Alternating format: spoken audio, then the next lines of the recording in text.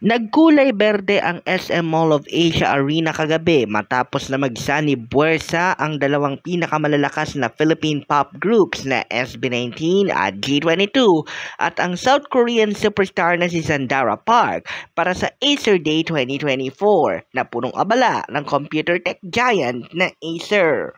Naging sulit para sa mga 18, bullets at mga multi-stands o yung mga magkakaparehas ng iniidolong Philippine pop groups, gayon din yung mga daralings ni Sandara Park.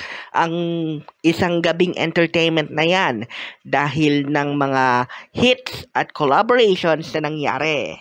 Todo bigay ang G22 sa pag-awit ng kanilang mga hits katulad ng kanilang debut song na Bang, habang ang SB19 ay as usual kanilang mga greatest hits ang arangkada.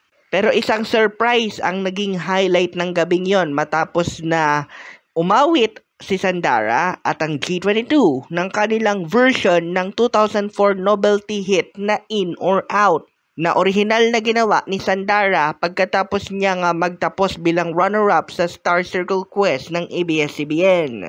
Bago ang Acer Day 2024 ay una nang nirelease noong Friday ng SB19 at ng G22 ang kanilang collaboration promotional track na Limitless sa ilalim ng computer tech giant. Ang nagsilbing composer ng Limitless ay wala dili iba kundi si SB19 leader Pablo or John Paulo Nace, habang ang producers naman ng kanta na ginawa sa mismong offices ng 1Z Entertainment ay ang Rad Kids na alias ng magkapatid na Pablo at Joshua Nace o mas kilala naman bilang si Josue. Isang trivia lamang mga kamabuhay patungkol kay Sandara Park.